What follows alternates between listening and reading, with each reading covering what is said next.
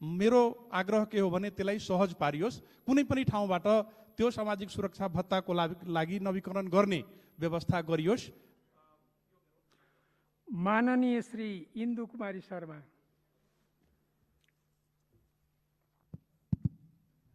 सम्माननीय सभामुख महोदय,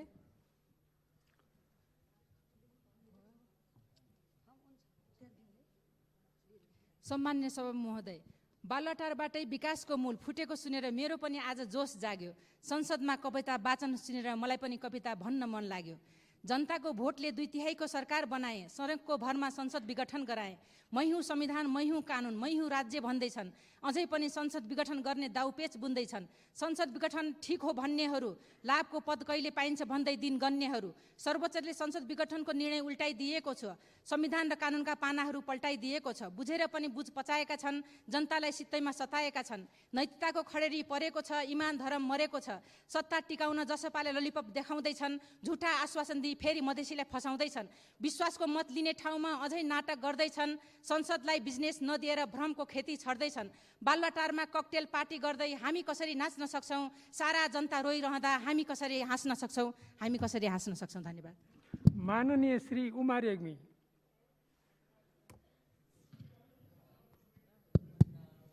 सम्मानीय सभामुख महोदय, घरि रेल ल्याइदिन्छौँ, घरि पानी जहाज ल्याइदिन्छौँ, घर घरै ग्यास पाइप पुर्याइदिन्छौँ, घर घरै रोजगारी दिन्छौँ भनेर प्रधानमन्त्रीज्यूले, सम्मानीय प्रधानमन्त्रीज्यूले कति ढाँट्ने।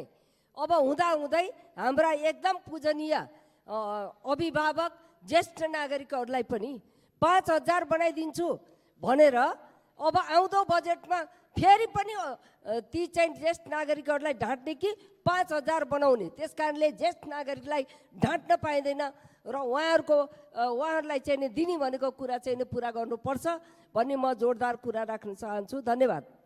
माननीय श्री कृष्णबहादुर राई।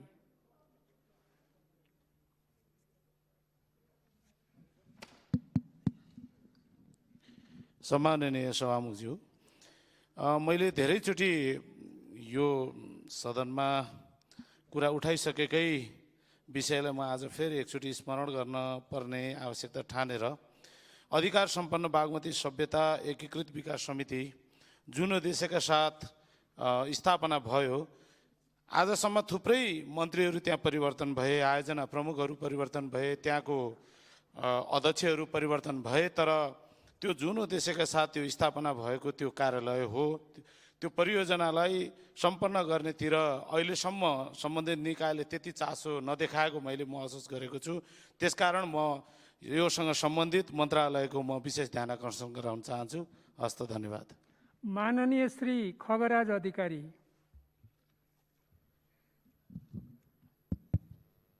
सम्माननीय सभामुख महोदय,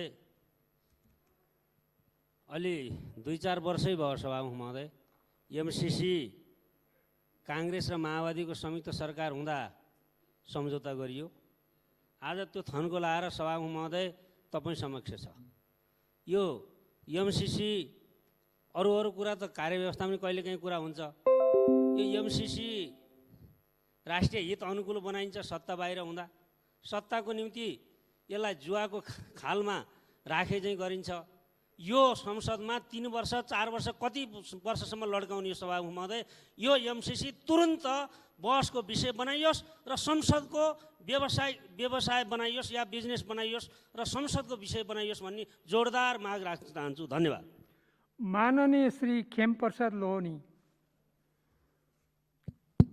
सम्माननीय सभामुखज्यू, सरकारले 396वटा आधारभूत अस्पतालको शिलान्यास गरिरहेको, मेलाम्ची खानेपानी आयोजना उद्घाटन गरिरहेको, 165 रणनीतिक सडकको शिलान्यास गरिरहेको, पालिका केन्द्र जोड्ने कालोपत्रै सडकहरूलाई कालोपत्रै गर्ने योजना माग गरिरहेको, दिनको 2वटाको दरले झोलुङ्गे पुल, एउटाको दरले मोटर पुल निर्माण गरिरहेको, 3 वर्षको अवधिमा 4000 किलोमिटर सडक कालोपत्रै गरेको, प्रतिदिन 10 किलोमिटरको दरले कालोपत्रे सडक यति बेला भइरहेको, यो अवस्थामा म सरकारलाई हार्दिक धन्यवाद ज्ञापन गर्छु।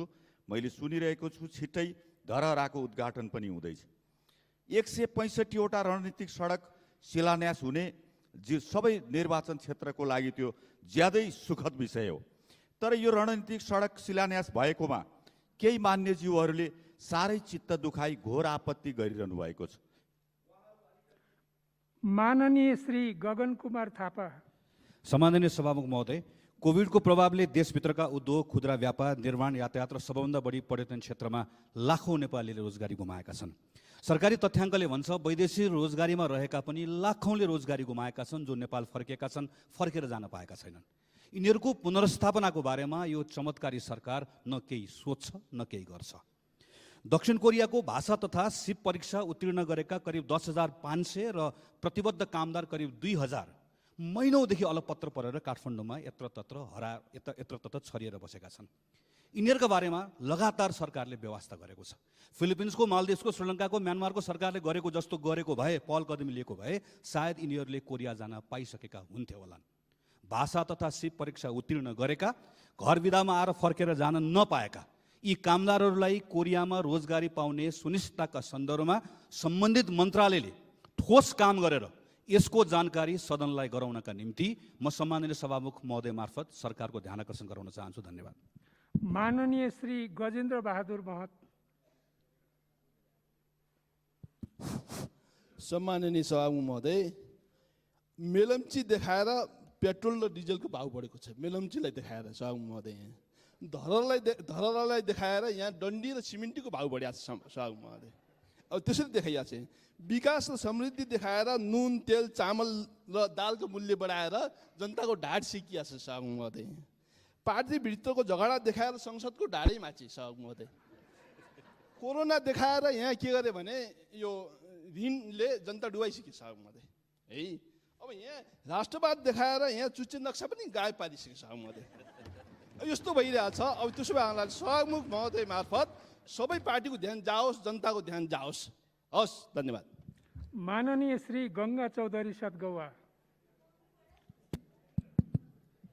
सम्माननीय सभामुख महोदय, वसन्त ऋतुसँगै प्रकृतिले काचुली फेरे जस्तै हामी सबैले आफूभित्र रहेको कुविचार, रङ्गभेद फेर्न जरुरी छ। सभामुख महोदय, विगतमा जति पनि बन्द भएका कल कारखाना, भट्काएका पुलेसाहरूको काचुली फेर्न सरकार क्रियाशील छ। बेरोजगारी युवा पुस्ताहरूलाई विदेश जानबाट रोक्ने र रोजगारीको व्यवस्था गर्न सरकार अग्रसर छ। देशको मुहारमा मुस्कान ल्याउन तत्पर छ। त्यसैले सरकार परिवर्तन गर्ने खेलमा लाग्ने होइन, आफ्नो स्वार्थको राजनीति त्याग्नु पर्दछ। राष्ट्र निर्माण र राष्ट्रियताको लागि एकताबद्ध भएर समृद्ध नेपाल, सुखी नेपालीको मूल अभियानमा सरकारसँग आत्मसात गरी अगाडि बढौँ भन्दै श्री पशुपतिनाथले सबै नेपालीहरूको मन मस्तिष्कमा सद्बुद्धि पलाउन्। यही 2078 सालको हार्दिक मङ्गलमय शुभकामना व्यक्त गर्न चाहन्छु। धन्यवाद। माननीय श्री घनश्याम खतिवडा।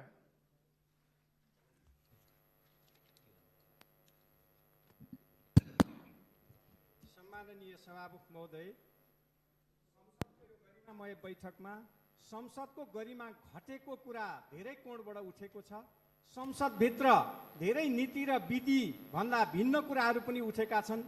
विश्वासको मत फिर्ता लिन्छु भन्ने, फिर्ता नलिने प्रधानमन्त्रीको राजीनामा माग्ने, अविश्वासको प्रस्ताव राख्छु भन्ने, राख्न नसक्ने राजीनामाको माग गर्ने, विधि र नियमले हटाउन मिल्छ, विधि र नियमको बाटो नहिँड्ने, संसदले काम पाएन भन्ने, प्रस्ताव भएका थुप्रै विधेयकहरू चाङ लागेर बसेका छन्, छलफल नगर्ने।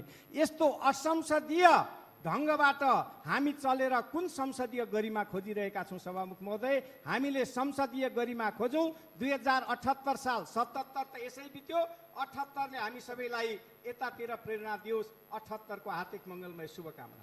माननीय श्री चाँद तारा कुमारी।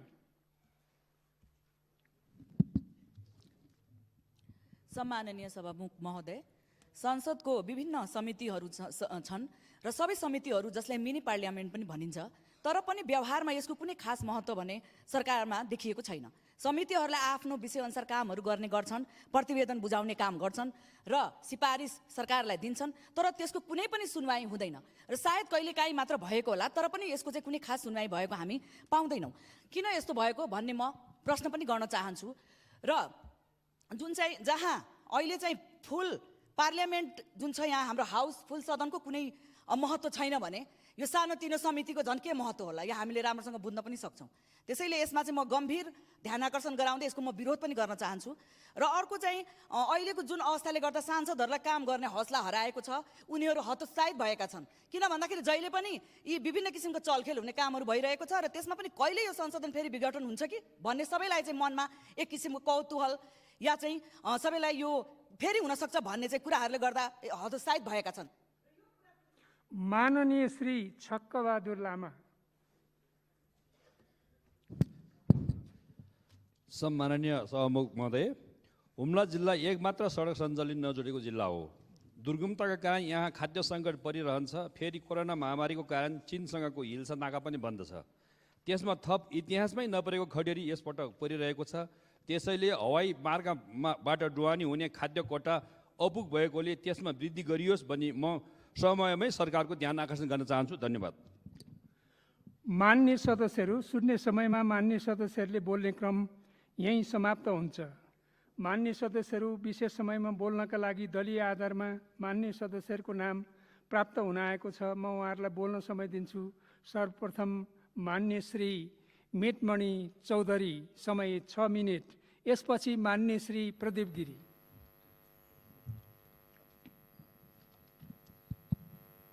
सम्माननीय सभामुख महोदय, भूमि मानव समुदायको लागि प्रकृतिको सुन्दर उपहार हो।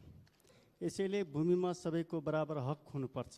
तर विश्वभरिका पुँजीपतिहरू पुलिस प्रशासनको सहयोग लिएर आफ्नो उद्योगको कच्चा पदार्थको लागि बसोबासी जनताहरूको घरमा आगो लगाई उठीबास गराएर उक्त जमिनहरू आफ्नो बनाएको इतिहास छ। यसरी नै प्रकृतिको सुन्दर उपहार सामन्तहरूको निजी सम्पत्ति बन्न पुग्यो। नेपालमा पनि वीरता प्राप्तिको माध्यमबाट नापी हुँदा कर्मचारीहरूसँगको सेटिङ र अनेक जालझेल गरी किसानहरूले जोडभोग गरेको जमिन हरपी जमिनको मालिक भए। सम्माननीय सभामुख महोदय, नेपाली समाजको सबैभन्दा समस्याग्रस्त कुनै क्षेत्र छ भने त्यो हो भूमि। यद्यपि नेपाल सरकारले उच्च स्तरीय भूमि आयोग मार्फत भूमि समस्या समाधान गर्ने प्रयास गरेको देखिन्छ। आयोगको अनुसार सुकुम्बासी र अव्यवस्थित बसोबासीको व्यवस्थापनको लागि 16 लाखले जग्गा पाऊँ भने आफ्नो स्थानीय पालिकाहरूमा निवेदन दर्ता गराएका छन्। दर्ता भएका निवेदनहरूको विषयमा नेपाल सरकारले सम्बोधन गर्ने नै छ या समाधान हुने प्रक्रियामा जाला। तर योभन्दा पनि बढी समस्याग्रस्त अरू पनि छ भन्ने बुझ्नु जरुरी छ। किसानहरूले जोडभोग गरेको जमिन नापिएको बखत जमिनदारहरूको नाममा नापी गरिएको थियो। आजको मितिसम्म पुग्दा अहिले ती जमिनहरू न त जमिनदारहरूको हुन सकेको छ न किसानहरूको। यद्यपि जोडभोग किसानहरूकै छ। हदबन्दीको विषयमा पनि हदबन्दीभन्दा बढिरहेको जमिनलाई नेपाल सरकारले आफ्नो स्वामित्वमा ल्याउन सकेको छैन। भोग चाहिँ जमिनदारहरूकै छ। न त जमिनदारहरूले भूमि कर तिर्छन् न त पूर्ण रूपमा उपयोग नै गर्न पाएका छन्। यसै गरी गुठी जमिनको अवस्था पनि खराबै छ। किसानहरूले जोडभोग गरेको जमिन अनेक षड्यन्त्र गरी गुठीको नाममा बनाएका घटनाहरू छन्। गुठीका केही क्षेत्रफलहरूमा मोही पनि कायम रहेको छ। तर त्यस विषयमा कानुन निष्क्रिय रहेकोले गुठी र किसानका बीचमा द्वन्द्व कायमै छ। दशकौँदेखि किसानहरूले जोडभोग गरेको जमिनलाई विश्वविद्यालय, शैक्षिक संस्था, अन्य सामाजिक संस्था, सरकारी कार्यालयहरू र विभिन्न मठ मन्दिरहरूको नाममा गराएको घटनाहरू पनि प्रशस्तै छन्। पछिल्लो समयमा समाजमा आएको जागरणले अधिकांश किसानहरू बटैया, कुट, तिरो र ठेक्काका पैसा जमिनदारहरूलाई तिर्न छोडिसकेका छन्। अनेक जालझेल गरी दिउँसै डकैती गरी आफ्नो बनाएकोले उक्त जमिनमाथि दावा गर्ने जमिनदारहरूसँग नैतिक बल छैन भने आफ्ना पुर्खाले भोग गरेको जमिन हेर्दा हेर्दै अर्कैले लगिदिँदा किसानहरूको मनोविज्ञान दिन प्रतिदिन विद्रोही बन्दैछ। किसानहरू बदला लिने तयारीमा छन् र उचित मौका पर्खेर बसेका छन्। कुनै समयमा जमिनको विषयले लिएर नेपाली समाजमा भयङ्कर ठुलो विद्रोह हुन सक्ने सम्भावना देखिरहेको छु। यसै गरी प्राकृतिक प्रकोप, बाढी पहिरोको कारण विस्थापित भएर बसोबास गरिरहेको जमिनको विषयमा पनि सम्बोधन हुनुपर्ने देखिन्छ। यस विषयमा पनि नेपाल सरकार र सम्बन्धित मन्त्रालयको ध्यान पुग्नुपर्ने जरुरी छ। विगत 2052 सालमा लाल पूर्जा प्राप्त गरेका तर लाल पूर्जाको रेकर्ड मालपोत कार्यालयमा कायम नभएको र नापी कार्यालयमा पनि किस्ता काट नभएको जमिन पनि प्रशस्तै छ। साथै कुनै जमिनहरू किस्ताबन्दीमा पनि बसोबासी जनताहरूलाई उपलब्ध गराएको देखिन्छ। कुल 3 किस्तामा उपलब्ध गराएको भूमि सम्बन्धित व्यक्तिहरूले 2 किस्तासम्म तिरिसकेको र बाँकी 1 किस्ता तिर्न तिर्ने शाखा नै हराएकोले उक्त प्रकारका जमिनहरू पनि अल्पत्रको अवस्थामा छ। यसको लागि या त कानुन बन्नुपर्छ या त मालपोत कार्यालयमा छुट्टै शाखा खोली बाँकी एक किस्ता बुझी सम्बन्धित किसानहरूको नाममा दर्ता प्रक्रिया गरी बढाउनको लागि अनुरोध छ। सम्माननीय सभामुख महोदय, भूमि नेपाली समाजको लागि ठुलो समस्या बन्दैछ। यसको समाधान समयमै यही सरकारले गर्नुपर्छ। यसको लागि भूमि समस्यालाई पहिचान गरौँ। यी सबै समस्यालाई समाधान गर्नको लागि सम्बन्धित मन्त्रालयबाट मात्रै समाधान हुने छाँटकाट नदेखिएकोले समस्याग्रस्त जिल्लाका सांसदहरूको सहभागितामा एक संसदीय समिति बनाएर अघि बढेमा दशकौँदेखिको भूमि समस्यालाई समाधान गर्न सक्छौँ। अन्तमा केही महिनापछि शैक्षिक सत्र सुरु हुँदैछ, तर मेरो जिल्ला र छिमेकी दाङ, रोल्पा, प्युठान, सल्यान, पूर्वी र पश्चिम रुकुमका सरकारी विद्यालयका विद्यार्थीहरू कहिले पनि समयमा किताब पाउन सकिरहेका छैनन्, जसको कारणले पठन पाठनमा डिस्टर्ब भइरहेको छ। यसैले उक्त ठाउँमा दाङ जिल्लामा एउटा जनक शिक्षा सामग्री केन्द्रले डिपोको स्थापना गरी विद्यार्थीहरूलाई समयमा पुस्तक उपलब्ध गराउनको लागि म हार्दिक अनुरोध गर्छु। धन्यवाद। माननीय श्री प्रदीप गिरी, समय 10 मिनट। यसपछि माननीय श्री शक्तिबहादुर बस्नेत। सभामुख महोदय, बडो असमञ्जसमा म बोल्न उठेको छु। बोलौँ कठिन, नबोलौँ झन् कठिनको अवस्था छ। विगत महिनाहरूमा के कस्ता घटना भए, ती घटनाले कसरी यस संसदलाई समेत प्रभावित गर्यो र अब संसदको पुनर्स्थापपछि के कस्ता कठिनाई संसदभित्र र संसद बाहिर समेत आइरहेको छ, त्यसबाट हामी सबै विज्ञ छौँ। सभामुखको आफ्नै पीडा होला। व्यवस्था एउटा कुरो हुन्छ, व्यक्ति एउटा कुरा हुन्छ। व्यवस्थाका त्रुटिहरूलाई व्यक्तिले आफ्ना क्षमताका साथ, त्यागका साथ परिष्कार र परिमार्जन गर्दै ल्याइजान सक्छ। कुनै पनि मुलुकमा लेखिएको संविधान परिवर्तन नै नभई, संशोधन नै नभई कहिले पनि चिरञ्जीवी भएको छैन, कहिले चिरञ्जीवी भएको छैन। जुन संविधानले आफूलाई अपरिवर्तनीय स्वीकार गर्यो, त्यस संविधानको अन्त्य भएको छ। त्यसको उदाहरण नेपालमा पनि छ। अपरिवर्तनीय केही पनि कुरा हुँदैन। तर त्यस्तो परिवर्तन गर्नुपर्ने, परिवर्तन नहुन सक्ने, परिष्कार गर्नुपर्ने, परिमार्जन गर्नुपर्ने कुरालाई बिर्सिएर एकैपटक ड्याङ संसद भङ्ग भन्ने कदम हामीले देख्यौँ। त्यसपछि संसद पुनर्स्थापना पनि भयो र पुनर्स्थापना गर्ने निकायलाई र त्यसका लागि सडकमा आउनुभएका जनतालाई, त्यसका लागि भूमिका गर्ने राजनीतिक नेताहरूलाई, हरेक पार्टीका जहाँ हुनुहुन्छ उहाँहरूलाई म धन्यवाद र बधाई दिन चाहन्छु। अगाडिका कठिनाइको व्याख्यामा जान चाहन्न म, त्यसलाई गनाउन पनि चाहन्न म। अगाडिका कठिनाइ पनि, अगाडिका पक्ष पनि, अगाडिका सकारात्मक पक्ष पनि अहिले भर्खरै सुन्ने समयमा हामीले सुनिसकेका छौँ। त्यो मैले दोहोऱ्याउनु पर्दैन। एउटा कुरामा सम्झन्छु, केही महिना अघि यहाँ एकपटक मैले सरकारको क्रियाकलापका विषयमा कुरा गर्दा इङ्ल्यान्डको इतिहासबाट पैँचो लिएर इनफ इज इनफ, प्रधानमन्त्री महोदय इनफ इज इनफ भनेर त्यहाँका विद्रोही नेता चर्चिल, उनकै पार्टीका नेता चर्चिलले चेतावनी दिए। तर चेतावनी दिइसकेपछि तत्काल त च्याम्बरलेन राजीनामा दिएनन्, तर त्यही प्रसिद्ध ऐतिहासिक लर्ड एमेरीले प्रस्ताव गरेर चर्चिलले समर्थन गरेको प्रस्तावका आधारमा अन्ततः च्याम्बरलेनको राजीनामा भयो र त्यो सुखद राजीनामा भयो। बेलायतले राम्रो नेता पायो। मेरो त्यस बेलाको इनफ इज इनफको बडो चोटिलो, गहकिलो र मलाई परास्त गर्ने खालको उत्तर प्रधानमन्त्री दिनुभएको थियो। उत्तर दिनमा उहाँ कुनै जोड छैन। नेपाल मात्रै होइन, मेरा विचारमा हारे मोदीसँग हार्नु होला, अरूसँग एसियामा हार्नुहुन्नमा। यस अवस्थामा अहिले सबभन्दा ठुलो प्रश्न, एकछिन अघि शून्य समयका वक्ताले भन्नुभयो, त्यो चुच्चे नक्सा कता हरायो? त्यो चुच्चे नक्साको भ्रूण हत्या भएको हो वा बाल हत्या भएको हो या एउटा राजनीति हो, राष्ट्रिय राजनीति एउटा सानो मोहर मात्र थियो, शतरन्जको खेलको प्यादा मात्र थियो। अब इनफ इज इनफ भन्दाखेरि त भ्रष्टाचारका कुरा थिए, राज्य शक्तिको अनुपस्थितिको कुरा थियो, एकपछि अर्को बलात्कार भइरहेका घटनाहरूको कुरा थियो। त्यो सङ्ख्या हामीले त्यस दिन यहाँ सामने पेश गरेका थियौँ। तर अहिले आइकन त अस्तिको यो संसद विघटन र पुनर्स्थापनाले त योभन्दा पनि धेरै गम्भीर कुरा उठाएका छन्। भ्रष्टाचार मात्र भनेर पुग्ने भएको छैन, विकासको गतिमा जुन स्थिरता जडता आएको छ त्यो मात्रै सम्झाएर भएको छैन। हामी त राष्ट्रकै नीतिका किनारामा उभिएको जस्ता छौँ। म एउटा सानो घटनाबाट बडो सकारात्मक ढङ्गले प्रधानमन्त्रीका, पार्टी सभापतिहरूका, राष्ट्रपतिका, सभामुखका सबैको भूमिकालाई सङ्केत गर्न चाहन्छु। 2047 सालमा हामीले संविधान बनायौँ। हाम्रो नेपाली काङ्ग्रेसको नेतृत्वमा बनौँ, हाम्रा सन्त नेता कृष्ण भट्टराईको नेतृत्वमा बनौँ। उहाँका धेरै शिष्य हामी यहीँ बेन्चमा बसिरहेका छौँ। संविधान बनाएपछि उहाँले घोषणा गर्नुभयो, यस्तो सुन्दर संविधान विश्वमा कहीँ छैन। हामीले पनि पत्यायौँ, ताली बजायौँ, थपडी बजायौँ।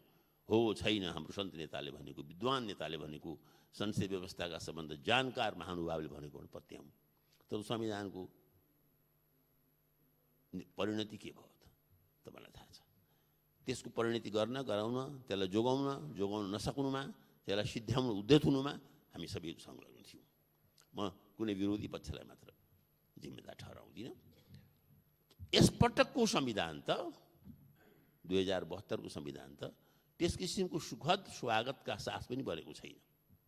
याद राख्नु होला, ठुलो विवादका बीच, विभाजनका बीच एकातिर दीपावली हुँदै थियो पनि अर्कोतिर के कालो रात्रि, ब्ल्याक डे बनाउँदै भएको थियो।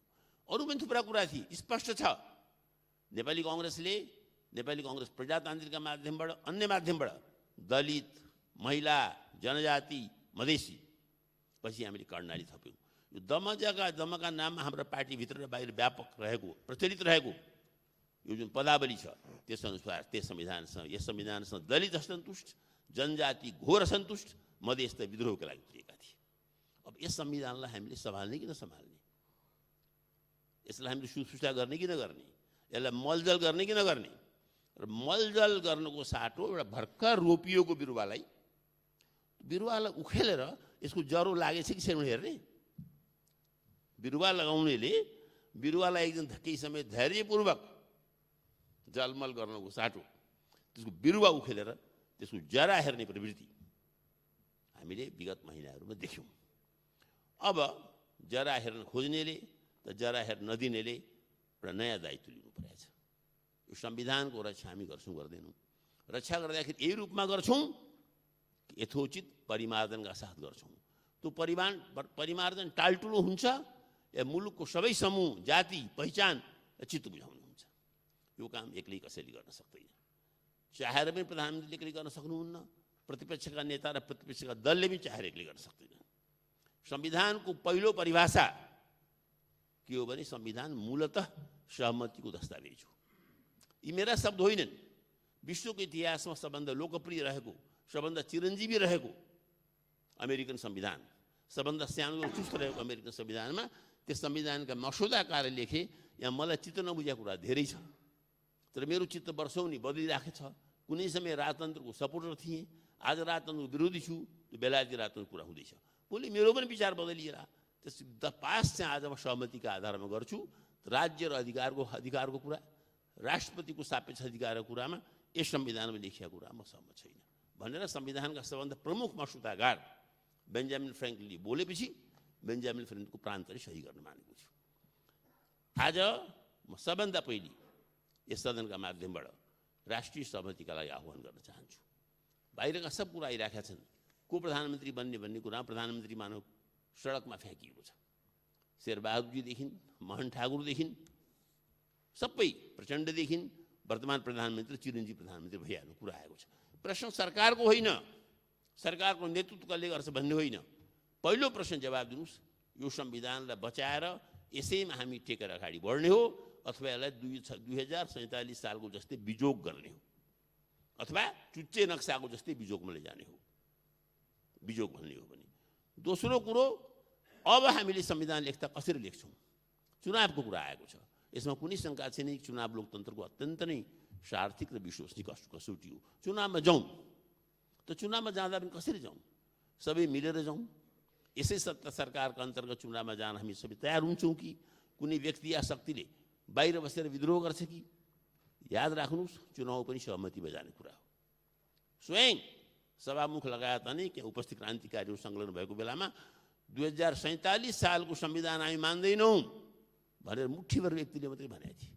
ती व्यक्ति मुस्किलले 12 या 13 जना कति थिए मलाई थाहा छ। पूर्व सभामुख महरा पनि त्यति बेला हाउसमा आउनुभएको थियो। त्यही सानो समूहले तत्कालीन संविधानलाई नमानेको हुँदा 47 सालको विनाशको बीज रोपण त्यही भएको थियो। त्यस्तो समय आज पनि आएको छ। त्यसैले म सभामुखका माध्यमबाट के भन्न चाहन्छु भने म कसैलाई विष विमान गर्न चाहन्न, म प्रताडनामा गर्न चाहन्न। प्रधानमन्त्रीको प्रताडना हामीले भित्रबाट बाहिरबाट सदनबाट सदन बाहिरबाट गरिसकेका छौँ। एकपटक म उहाँलाई के भन्छु भने आफूभन्दा आफ्नो अहमभन्दा माथि उठेर हिजो त उहाँले प्रतिपक्षको नेता समेतलाई आफ्नो इरादा बताउनु भएको थिएन, सभामुख समेतलाई विश्वासमा लिनुभएको थिएन। सङ्कट एक दिनमा आएको होइन, सङ्कट क्रमशः आएका छन् र म विनम्रतापूर्वक भन्न चाहन्छु मुख्यतः प्रधानमन्त्रीका कारणले आएको छ। अब अप्ठ्यारो समय आएको छ। प्रधानमन्त्रीलाई तिमीले छोड मात्रै भन्नुवाला पुग्नेवाला छैन, समाधान पनि दिनु परेको छ। त्यसमा मधेसवादी पार्टीलाई, सन्तवादी पार्टीलाई, राजपालाई, काङ्ग्रेसलाई, स्वयं चुट्यो कम्युनिस्टलाई पनि फरक परिरहेको छ। यो दिन प्रतिदिनको विवाद, दिन प्रतिदिनको भ्रष्टाचारको कथा हाम्रो संसदको भनाभनबाट जुहारीबाट हल हुँदैन। हामी जुहारीमा व्यस्त छौँ। आम जनताको दुःख, कर्मचारीको दुःख, महिलाको दुःख, दलितको दुःख, महँगाईको दुःखमा हामीले सम्बोधन गरिरहेका छौँ। त्यसैले भावुक भएर म यो उमेरको यस मोडमा म 15-16 वर्ष उमेरदेखि राजनीति गरेको हो। अहिले त मैले राजनीति गरेको समयले 55 काटिसक्यो, 55 पुगिसक्यो। हामी यसका लागि यहाँ जम्मा भएको होइन। आज यो मुलुकलाई यो अवस्थामा पुर्याउनुको लागि म दोषी छु। यो संसदमा हामी सबै दोषी छौँ। त्यस ठन्डा दिमागले हामी सबैले जुहारी गर्ने थलो बनाइदिने एकपटक किन हामी आइपुग्यौँ, किन 47 सालको संविधान असफल भयो र अब हामी यसपटक अर्को बाटो जान चाहन्छौँ भने को जिम्मेदार छ त? जिम्मेदार खोजिन्छ। कोही भनिन्छ चीनले यस्तो गरौँ, कोही भन्छन् भारतले यस्तो गरौँ, कोही भन्छन् युरोपले यस्तो गरौँ। हामी त्यसको सहभागी र संयोजक नहुन्जेल कसैले केही गर्न सक्दैन। हामी त्यसैले एकपटक आफूमा चियाउँ र यस सङ्कटको घडीमा सबै एक भइकन कसरी राष्ट्रिय सहमति गर्न सक्छौँ। चुनावै गर्नु अघि पनि जरुरत पर्छ भने राष्ट्रिय सहमतिको सरकार समेत बनाउन तयार हौँ। होइन भने जुन भावनाले हामीले प्रधानमन्त्रीको चुनाव गराउने एकाधिकारलाई अस्तिको संविधानमा निरस्त गरेको थियौँ, त्यसलाई ध्यानमा राख्दै संसदलाई पुरा कार्यकाल चल्न दिउँ। मैले थुप्रा यो पनि गरौँ, त्यो पनि गरौँ, त्यो पनि गरौँ भने यसलाई दार्शनिक हिसाबले अनेकान्तवाद भन्छन्। यो पनि ठिक हुनसक्छ, त्यो पनि ठिक हुनुहुन्छ। म मेरै गुरुको 12 टक्का भन्ने पक्षमा छैन। मैले नै भनेको मान्नुपर्छ भन्ने छैन र मलाई शङ्का छ हाम्रा शीर्षस्थ मानिस, मुलुकका सबभन्दा प्रभावशाली मानिस, मुलुकको सबभन्दा बलियो मानिस प्रधानमन्त्री भन्न चाहन्न, भन्दै हुनुहुन्छ कि मै ठिक छ, मेरो कुरा सबै तिम्रो मान। यो भन्दाखेरि हामी मै देश हो, मै पार्टी हो भन्ने अवस्थामा पुग्छौँ। त्यसैले विनम्रतापूर्वक लामो समय जेल रहनुभएको, बिरामी रहनुभएको, दुःख गर्नुभएको प्रधानमन्त्री ओइला भन्छु, आजको राष्ट्रिय नीतिलाई आफ्नो तजविजको कुरा नमानिकन संसदमा उपस्थित प्रत्येक पार्टी, संसदभन्दा बाहिर रहेको नागरिक समाजले उठाएका एकपछि अर्को ज्वलन्त सवालहरूलाई सम्बोधन गरिकन नयाँ उचाइ प्राप्त गर्नुहोस्। नेपालीमा साँच्चै नै प्रधानमन्त्री ओलीले एउटा नयाँ युगको प्रवर्धन गरे भन्ने होस्। जाल झेल गरेर शकुनीले पासा फ्याँके जस्तो दुबारा पासा फ्याँकेर, शकुनी 2 पल्ट पासा फ्याँकेको थियो। एकपल्टको पासालाई द्रौपदीको प्रत्युत्तरले निरस्त गरेको थियो, दुबारा पासा फ्याँकेर फेरि पाण्डवलाई जङ्गल पठाए जस्तो संसद विघटन गर्ने दिशामा कृपया नगइदिनुहोस्। यति म करबद्ध प्रार्थना गरेर सभामुखमा सम्बोधन गर्न चाहन्छु। धन्यवाद।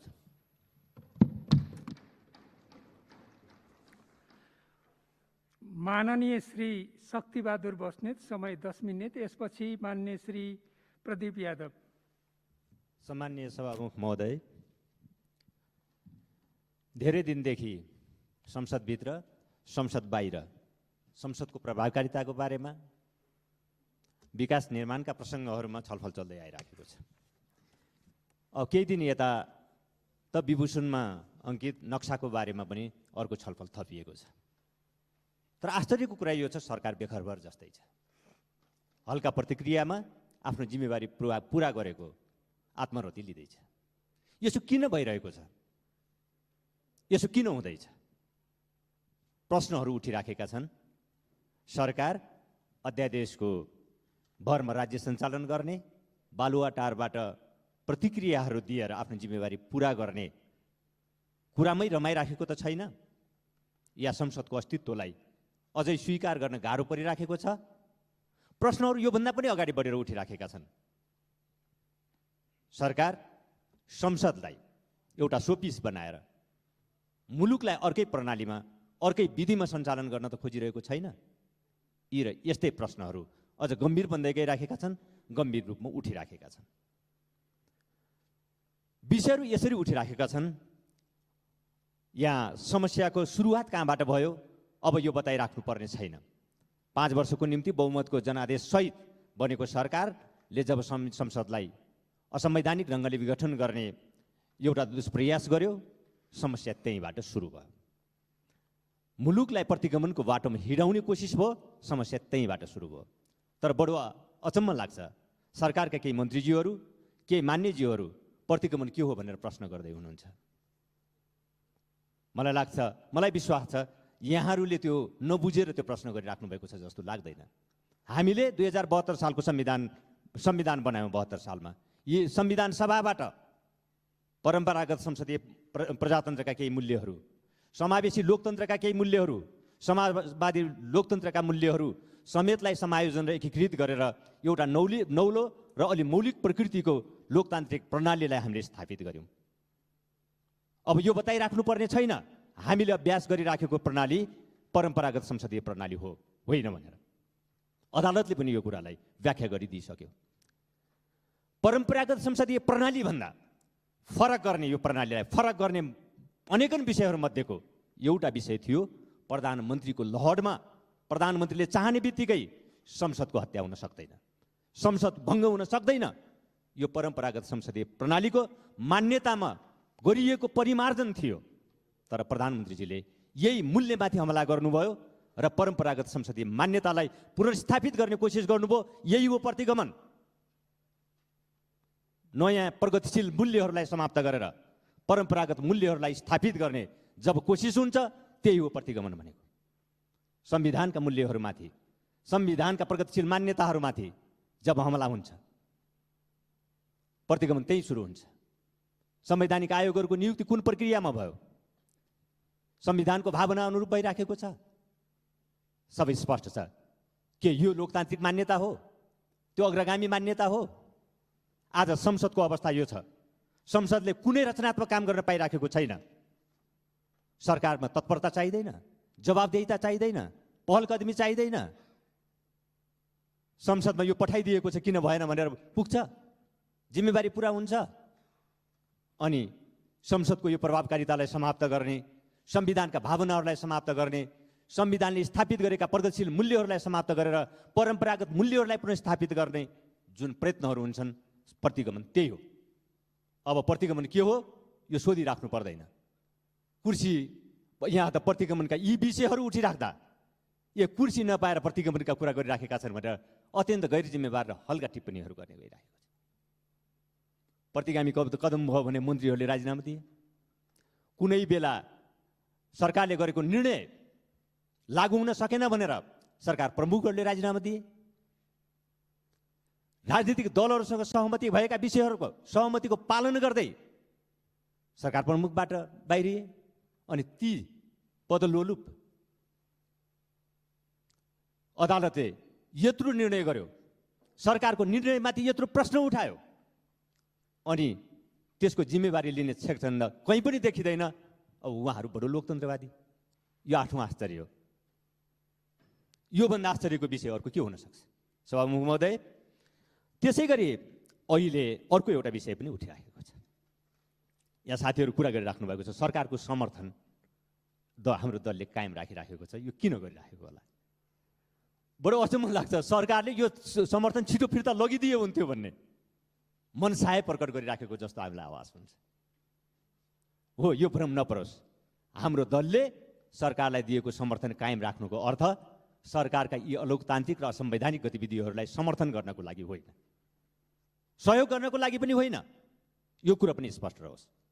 यो संसद जनमतबाट बनेको हो। यो संसदको रक्षा जनबलबाट पनि भएको छ। जनमतबाट बनेको, जनादेशबाट बनेको संसदलाई असंवैधानिक तौरले समाप्त गर्ने जुन दुष्प्रयत्नहरू भएका थिए, जनबलले त्यसको रक्षामा महत्त्वपूर्ण योगदान गरेको छ। हामी त्यसको सम्मान गर्छौँ। संसदको रक्षा, यसको रखबारी गर्नको लागि हाम्रो दलले सरकारलाई दिएको समर्थन कायम गरिराखेको छ। तपाईँलाई भ्रम नपरोस्, सबै खालका असंवैधानिक र लोकतान्त्रिक गतिविधिहरूको हामी साक्षी बसिराखेका छौँ र ल्याप्चे लगाइराखेका छौँ भन्ने भ्रम पनि तपाईँहरूलाई नरहोस्। हामी यो कुरा स्पष्ट गर्न चाहन्छौँ। हामी यो विषयमा स्पष्ट छौँ। हाम्रो प्राथमिकता, हाम्रो दलको प्राथमिकता लोकतन्त्रको रक्षा, संविधानको रक्षा र संविधानका अग्रगामी मूल्यहरूको रक्षा हो। अब यहाँ अघि अर्को कुरा पनि उठिराखेको थियो। भर्खरै नक्साको विषय, विभूषणमा उल्लेख गरिएको नक्साको बारेमा कुरा उठिराखेको छ। सरकार अत्यन्त हल्का टिप्पणी गरेर, प्रतिक्रिया दिएर, गृह मन्त्रालय अत्यन्त हल्का प्रतिक्रिया दिएर आफ्नो जिम्मेवारी पुरा भएको भान गरिराखेको छ। 76 सालमा प्रदान गरिएको सम्मान हो। महोदय, सम्मान त 76 सालमा, सम्मान गर्ने निर्णय त 76 सालमा भयो होला। पदक वितरण त 77 सालमै भएको हो नि। पदक वितरण त 77 सालकै यही सरकारले गरिराखेको हो नि। अनि यति हल्का टिप्पणी गरेर जिम्मेवारीबाट पन्छन मिल्छ? मौसमी राष्ट्रवाद हो वा जनतालाई अब फेरि झुक्याउने अर्को प्रपञ्च हुँदैछ? मौसमी राष्ट्रवाद होइन जनतालाई चाहिएको। राष्ट्र, राष्ट्रियतासँग सम्बन्धित प्रश्नहरूको संवेदनशीलता, यसको बहुआयामिक प्रभावको बारेमा सरकार सबैभन्दा बढी जिम्मेवार हुनुपर्छ, सबैभन्दा बढी जवाफदेही हुनुपर्दछ। यति हल्का टिप्पणी गरेर सरकारको आफ्नो भूमिका पुरा हुँदैन। यो सरकारको प्रश्न मात्र होइन, यो राष्ट्रको प्रश्न हो, यो मुलुकको प्रश्न हो, 3 करोड जनताको प्रश्न, नेपाली जनताको प्रश्न हो। त्यसकारण यी विषयहरूलाई यति हल्का ढङ्गले टिप्पणी नगरियोस्। यी विषयहरूको गम्भीरतालाई, यो 76 सालमा प्रदान गरिएको सम्मान हो भनेर गरिने हल्का टिप्पणीहरूले जनताको यो भावना, यो राष्ट्रप्रतिको जवाफदेहिता र जिम्मेवारीलाई सम्बोधन गर्दैन सभामुख महोदय। त्यसै गरी यहाँ अलिअलि विकास निर्माणका बारेमा पनि चर्चाहरू भइराखेका छन्। विकास निर्माण जनअपेक्षा अनुसार भइराखेको छैन, यही कुरा सही हो। किन भइराखेको छैन? मलाई लाग्छ यसको निम्ति सबैभन्दा जिम्मेवार सरकार प्रमुख हुनुहुन्छ। पहिलो कुरा, उहाँलाई एउटा भ्रम छ सबै भइराखेको छ। जनअपेक्षा अनुसार विकास भइराखेको छैन, सबै भइराखेको छ भन्ने भ्रमको शिकार उहाँ बनिराख्नु भएको छ। समस्या यहीँबाट सुरु भएको छ।